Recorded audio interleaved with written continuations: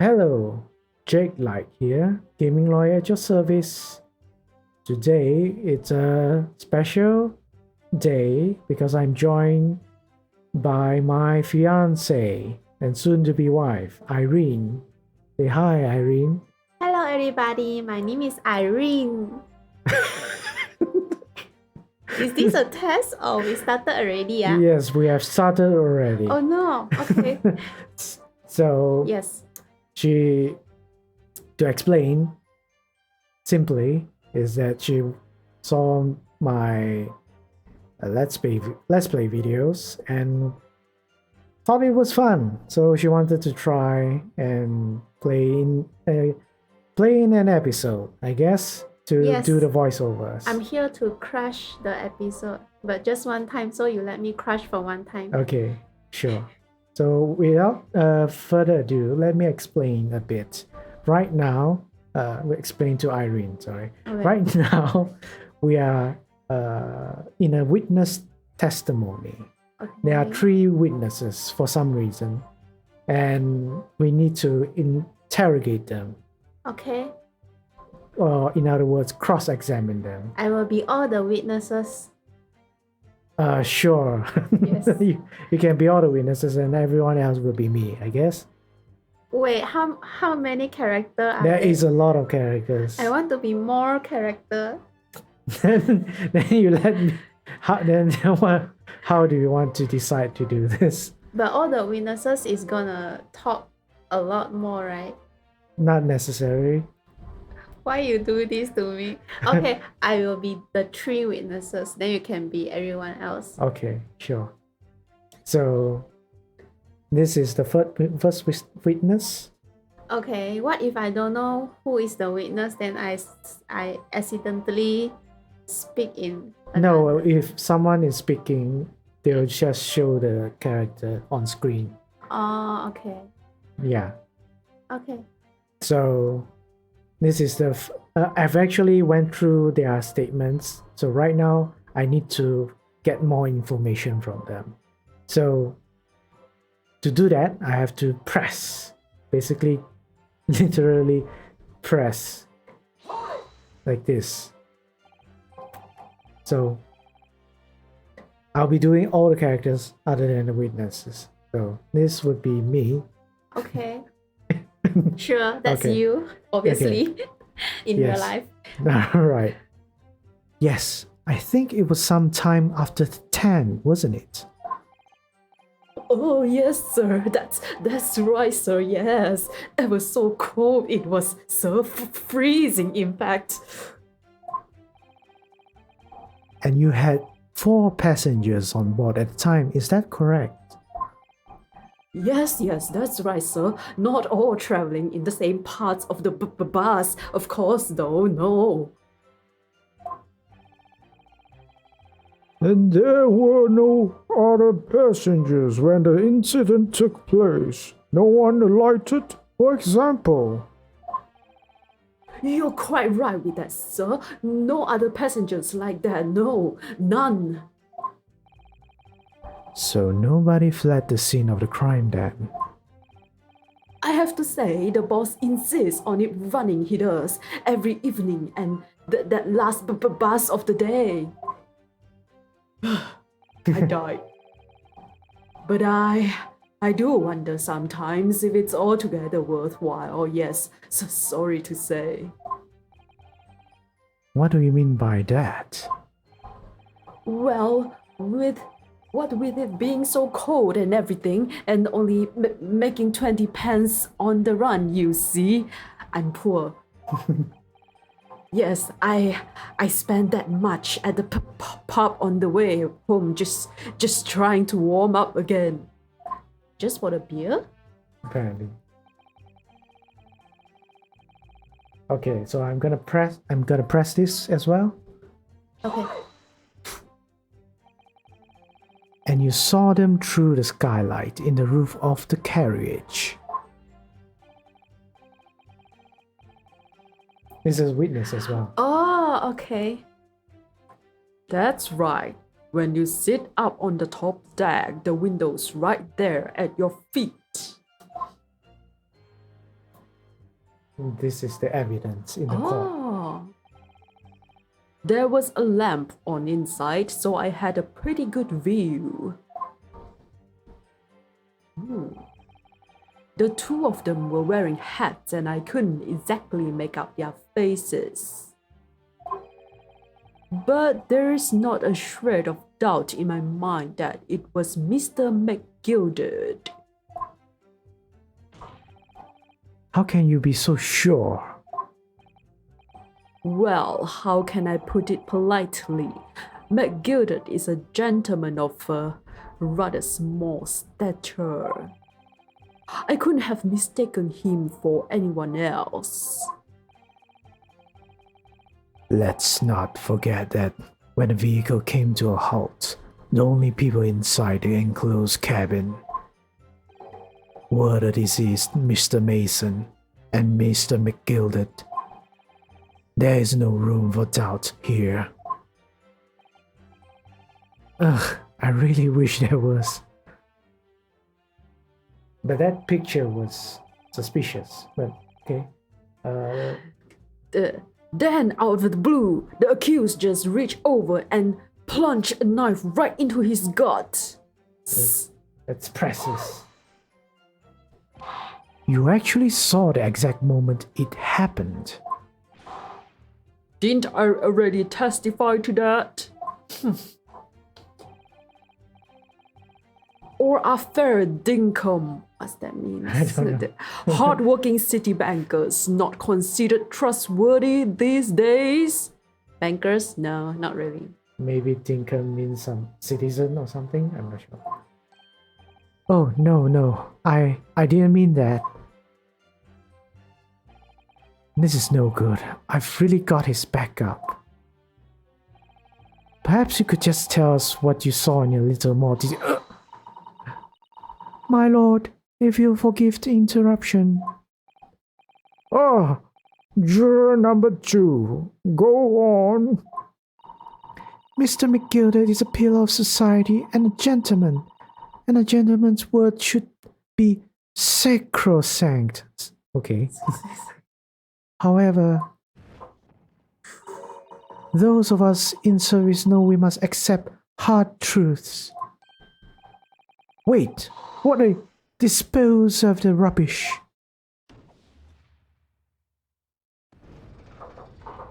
So that's how that's the jury. Okay. They basically decide whether the defendant is guilty or not. So by by hitting something that shoots the fire into the scales. So they can decide on things. Yes, they decide whether the defendant is guilty or not in this game. I mean, juries, that's actually in real life, juries are supposed to do. Juries are like normal citizens randomly chosen through a system and to come into a case and then hear the facts and everything, and then at the end decide whether they are guilty or not. By throwing a ball of fire into the... In this game, it seems like it. Okay. But in real life, it's not as exciting as like this, and not as totally rigged, unfair, irregular procedures happening. Yes, I can see that. Yes. Okay. So in any case, no! I don't wish to cause offense, but I do like to eradicate all traces of filth and grime.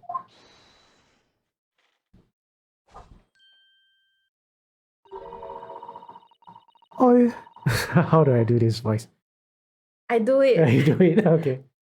I have painstakingly typed every word uttered here today and cross-referenced all the facts. As such, I am now in a position to draw the only logical conclusion.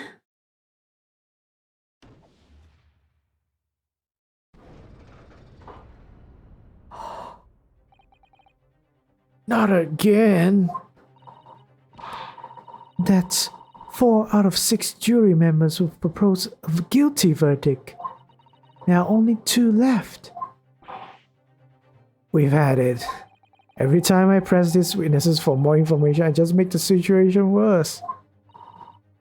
Nevertheless, what we need more than anything at the moment is more information. We're still very much in the dark. I suppose I'll just have to keep pressing the witnesses, knowing that more sparks may well fly. We mustn't give up hope that we'll uncover something that will give us a way to fight back. But... alright, I'll keep trying. I can't give up. I just need to keep calm and listen to the witnesses' statements again.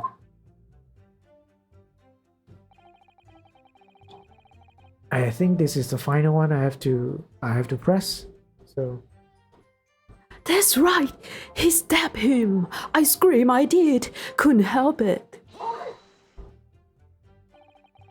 he stabbed him, you say, and you were sitting up on the roof deck, were you? Yes, that's right, sir. I was up on the roof seats. Yes. I remember seeing the little gent sitting in next to the fellow that was stabbed.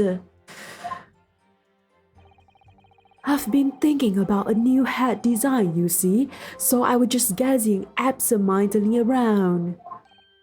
But then I happened to look down through the skylight. Oh, it was sticking right out of from his belly, that huge great knife. A grim sight indeed. Ah, that didn't help me at all.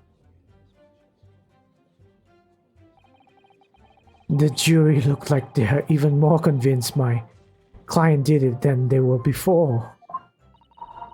That appears to have made everyone even more dubious that Mr. McGilded is telling the truth.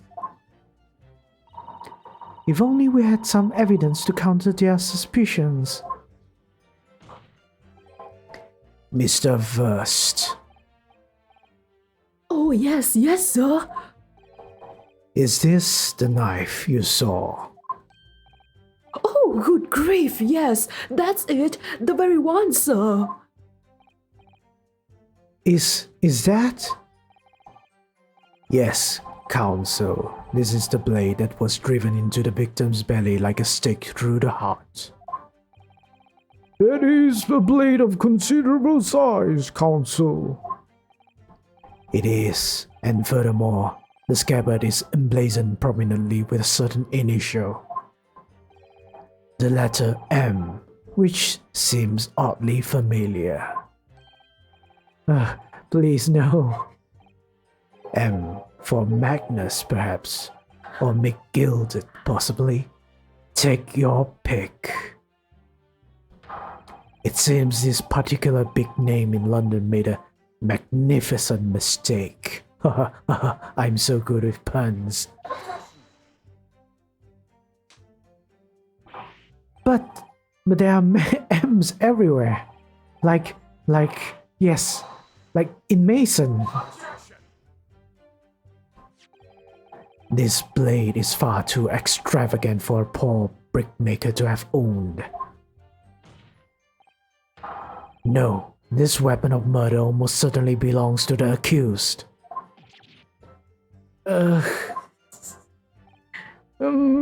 Not conclusive, but certainly compelling, Counsel. The murder weapon has been entered into court record.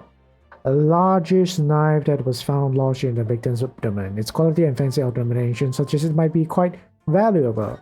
Let's check it out immediately to see if there is any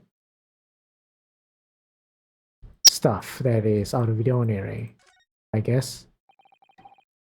An ornate letter M, undeniably Mr. Magnus McGilded's initial.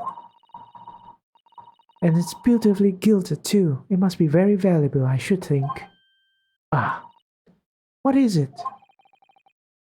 Look at this M. If you turn it upside down, it becomes a W. Oh my god. This is so exciting and surprising. I never knew M, if upside down, would be a W. This could change everything. A W? Yes. It's one of those, turnabout cases. I'm sure of it. I'm afraid I don't know at all, but what I'm sure is that it is an M. Oh. But that idea was quickly quashed. Stupid. Waste of our time. Can I look at the inside of the sword or something? No? Yes? That part is the shit, isn't it? The shit. Are you alright, Miss Naruto? Huh. Oh, sorry, yes. I just don't really like blades. Oh. Those don't seem like the words of a man with a large katana slung from his waist. That's not a blade, that's Kazuma's soul. Anyway, there's no sense in delaying it. Let's see what the blade looks like. Blood. Alright, blood. It looks a lot like blood. It surely is blood. The victims. Ugh. An Englishman's blood. It looks a lot like a Japanese man's blood. Why is there a difference? Why do you think that it would be a difference? Japanese blood should be like yellow. Janet, don't be racist, please. Did you think it would?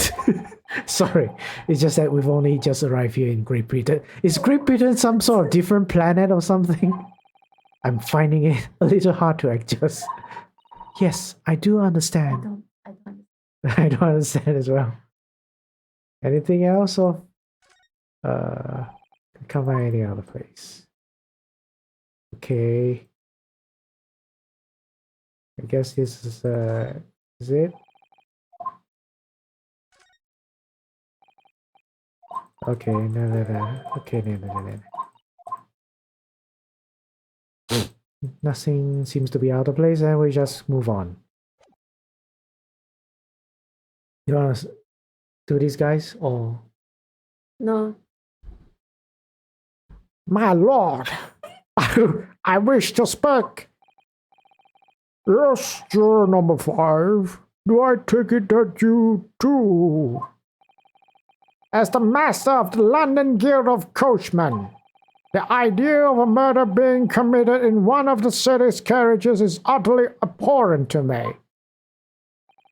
It wouldn't be right to make a decision before hearing all the facts, though, I say to myself. Why are you talking like that? But I've heard enough now. The horse has bolted, as they say. No, please. Come now, Silver Blaze. The finish is in sight. Aren't we totally screwed already after getting more than 3 votes? Beppo is a long-standing member of the guild, and I trust what the man says. Oh, thank you, sir. You're too kind, sir. This is too unkind, sir. Which now means that 5 jurors agree to condemn this man.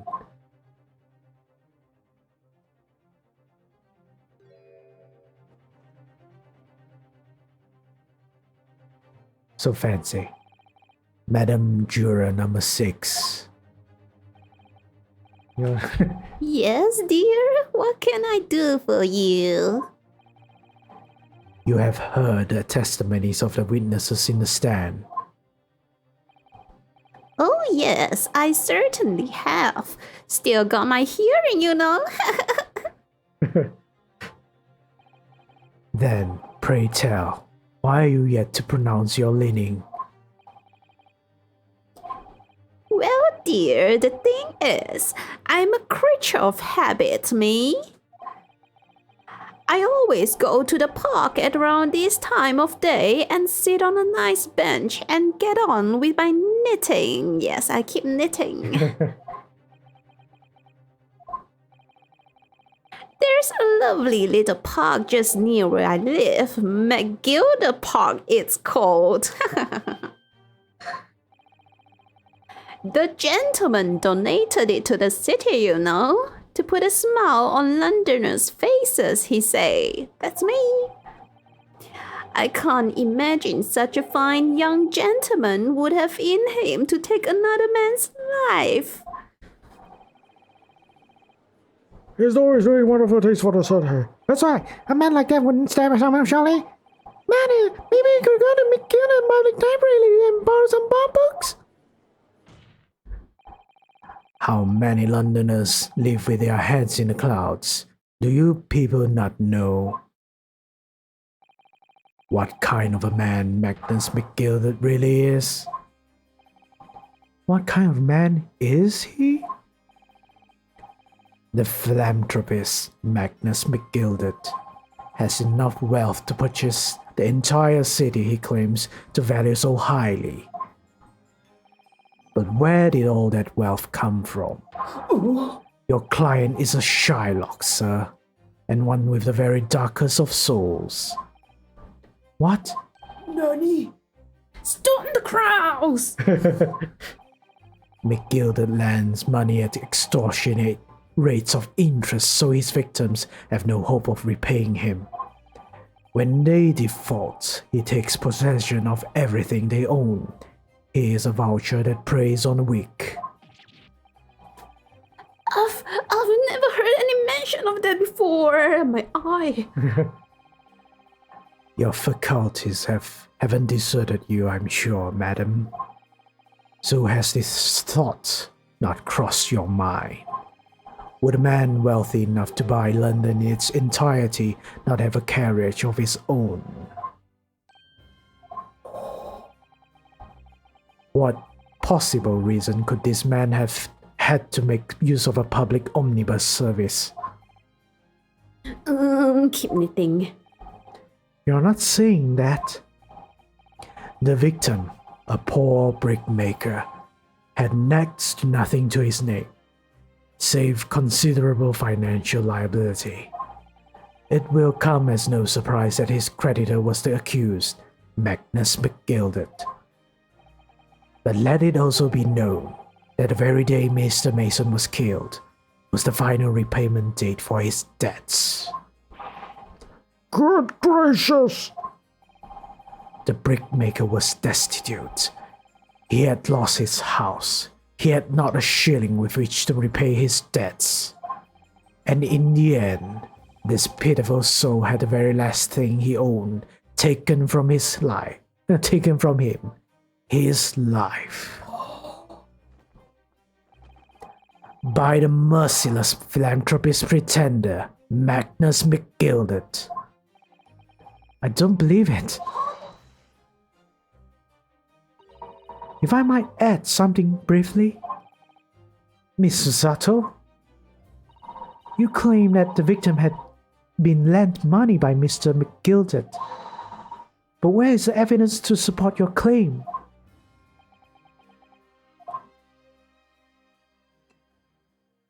What? There's no time to drink some blood. What? Pray forgive the discourtesy of filling my hallowed chalice in a court of law. There it is! The Lord Van Zyck's hallowed chalice! How can this be considered acceptable? But I find myself in unexpectedly good humor. I had heard ladies from the Far East could show great courage, but I didn't expect to experience it myself. As a judicial assistant to the defense, I'm simply doing my job. What a pity that your display of courage is in vain. This is the debtor's ledger, which details all monies loaned by the accused. You will find the victim's name clearly recorded inside. Oh! How do I say? Yeah, bye. Allow me to present this ledger as evidence. And pray forgive the discourtesy of raising my chalice in a toast to the enigmatic East at the same time. A marvelous toast, Counsel. I will gladly accept this new evidence.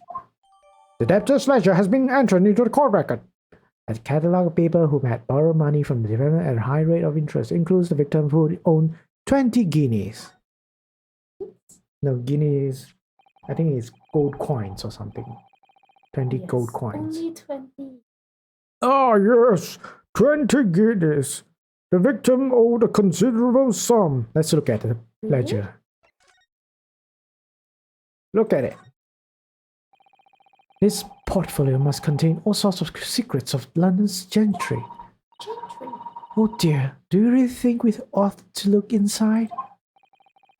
Well, it's not as though we know any of London's gentry personally, isn't it? Is it? Apart from our great detective friend, perhaps. Or great detective friend. Sherlock Holmes.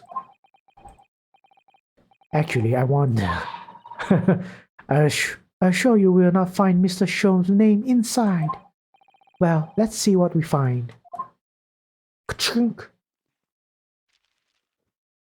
What? I can't read any of this.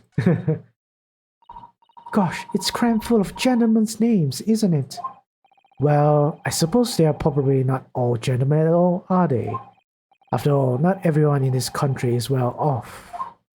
Ah, goodness! What is it? Look at this! Do you see the name here?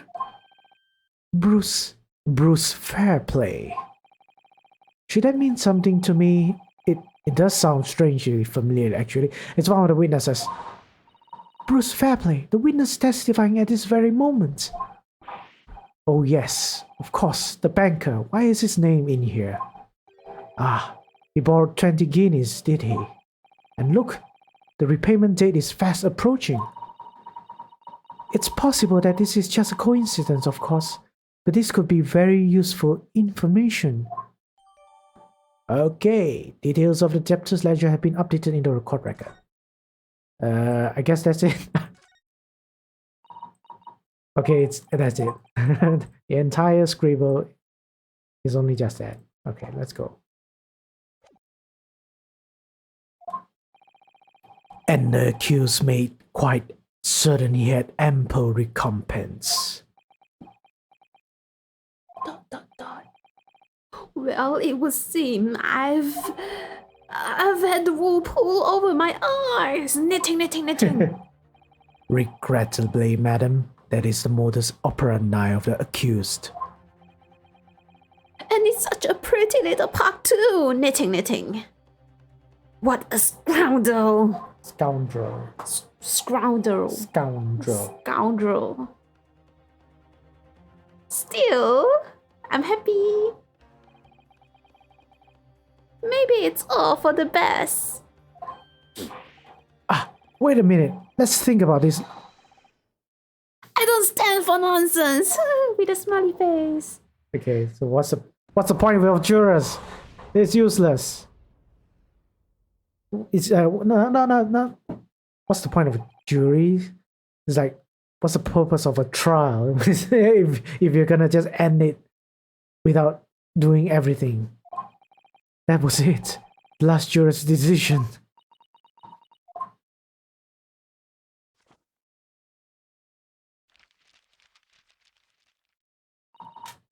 Ah, according to this Encyclopedia of British Law, What?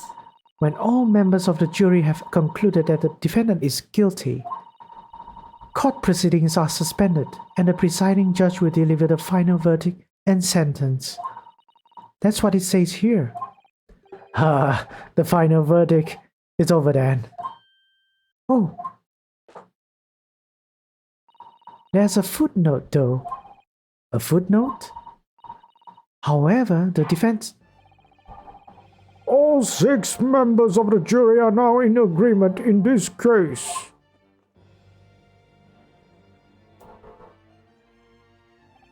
Allow me to convey my respect for your swift and righteous decision. According to the laws of this country, I will now conclude the trial. By delivering my final verdict, I trust there are no objections. Mr. Sato, just tell me one thing. Oh, yes? You were in the middle of saying something before. The footnote in your encyclopedia of British law. However, the defense... What did he say next? Oh, yes, of course. One moment. When all members of the jury have concluded that the defendant is guilty, court proceedings are suspended and the presiding judge will deliver the final verdict and sentence. So fast. Because it's the same thing. Then the footnote says, however, the defense has the right to demand a summation of examination of the jurors at this point. A summation examination? Okay. Objection. A summation? Examination? Examination of summation? Summation of examination? Are we going to repeat this again? We're going to repeat it.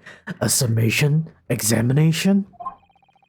From which century has that tomb you have been resurrected? Judging from the binding, I would say that book is at least 50 years old. Any modern text of British law wouldn't even give such an antiquated procedure mention. It's a relic, long forgotten, and certainly no longer practiced. So you are out of luck. Oh.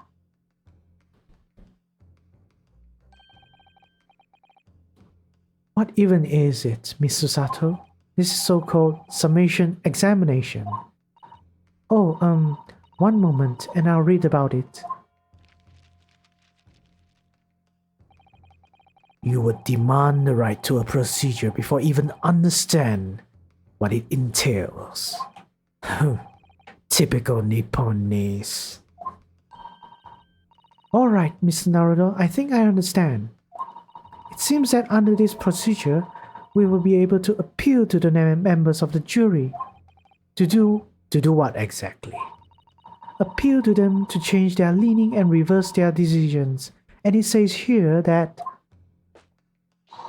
if successful, the proceedings of the trial must be resumed.